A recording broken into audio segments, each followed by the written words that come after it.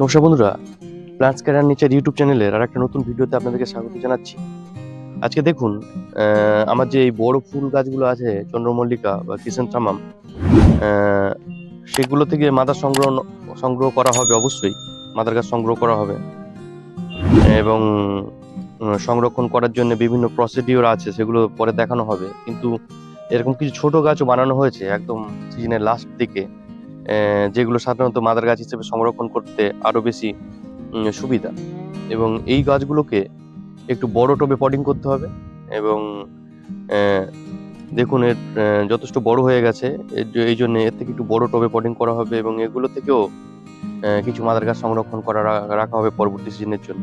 তো বন্ধুরা, কিভাবে আমরা এটা সংরক্ষণ করব এবং এর যে পটিংটা কিভাবে করা হবে এর বড় টবে, সেটা একটু দেখে নেওয়া যাক সেন্টার মিডিয়ার ক্ষেত্রে। আর এরকম ছোট গাছ থেকে পরবর্তী সিজনের জন্য সংরক্ষণ করলে গাছটা অনেক বেশি হেলদি থাকবে। আর বড় এরকম গাছও এগুলো থেকেও সংরক্ষণ করা যাবে, কিন্তু সেগুলোর ক্ষেত্রে ফুল হয়ে যাওয়ার পর উপরের অংশগুলো কেটে দিয়ে তারপর নিচের দিক থেকে যে গোড়া থেকে যে শাখাগুলো বার হবে, তাহলে সেগুলোই কিন্তু সংরক্ষণের জন্য রাখতে হবে। আর এইরকম ছোট গাছ সংরক্ষণ করলে সাধারণত খুব সুবিধা।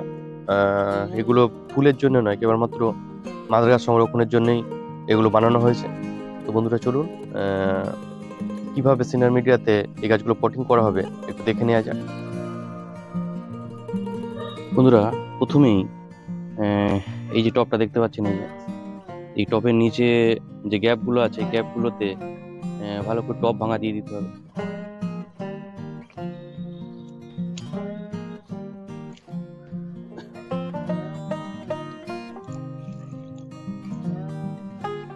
এবার দেখুন, এই গ্যাপগুলোতে এই টব ভাঙা দিয়ে দিতে হবে ভালো করে।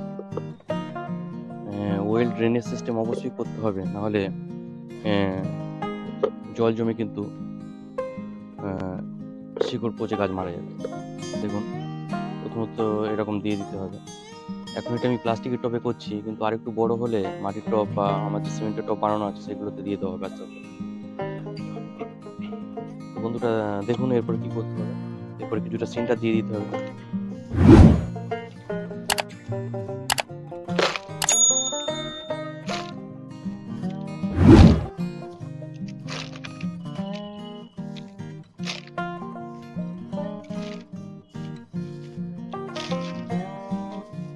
কিছুটা ফিল আপ করা হলো,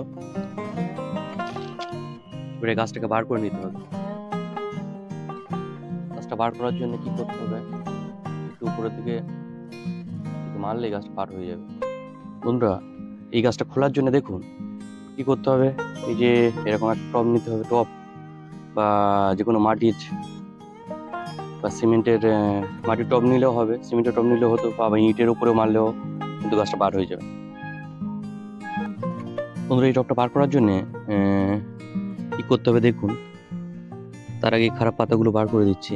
সাধারণত এই পাতাগুলো থেকেই গাছ ফাঙ্গাস হয়ে গাছ নষ্ট হয়। এই শুকনো পাতাগুলো বার করে দিলাম।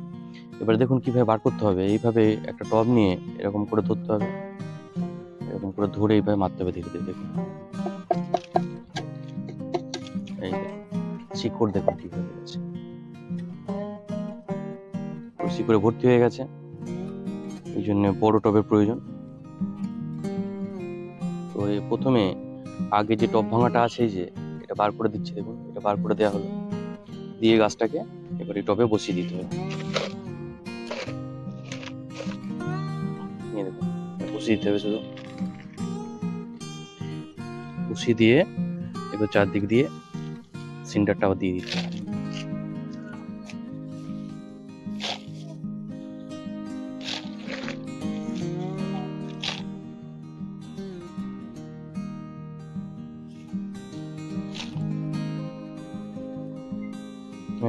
বন্ধুরা, এইভাবেই সব দিকে ফিল আপ করে দিতে হবে। যে লেভেলে গাছটা আছে সেই লেভেলেই কিন্তু এটা করতে হবে।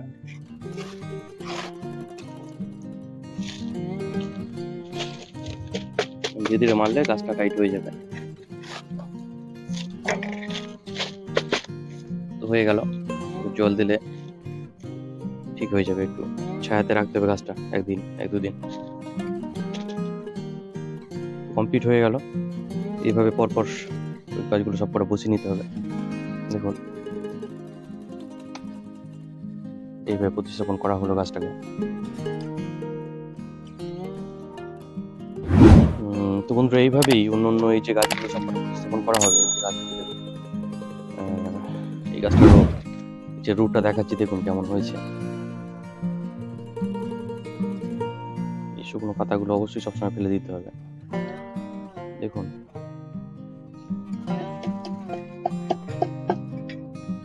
এই দেখুন দুটো পুরো ভর্তি হয়ে গেছে। এই গাছটাকেও সেম একই রকম ভাবে প্রথমে এই যে টব ভাঙাটা বার করে নিলাম, তারপরে এই গাছটাকে ওই একই রকম ভাবে প্রতিস্থাপন করতে হবে।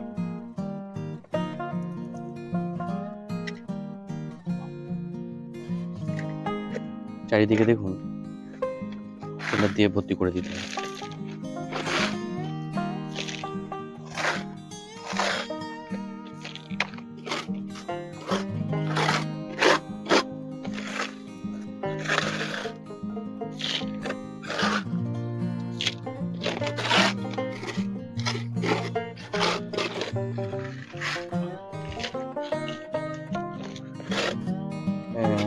সব দিক দিয়ে এইভাবে দিয়ে ভর্তি করে দিতে হবে, এভাবে একটু মেরে দিতে হবে। দিলে তাহলে জায়গাটা শিকড়টা টাইট হয়ে গেল ভিতরে।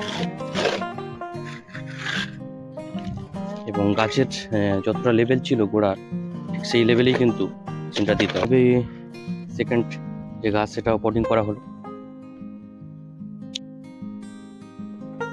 এই দেখুন বন্ধুরা, এই ছোট ছোট গাছগুলো বসানো আছে।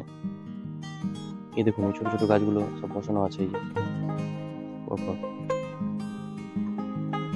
এই যে আছে, এই যে আছে, এগুলো সব ছোট গাছ বসানো আছে মাথা সংরক্ষণ করার জন্য। তো বন্ধুরা আজকে এই পর্যন্তই। পরবর্তীতে আবার নতুন ভিডিও নিয়ে আবার আপনাদের সামনে উপস্থিত হব। সবাই ভালো থাকবেন, সুস্থ থাকবেন, এবং এখানে ভিডিওটাকে শেষ করলাম।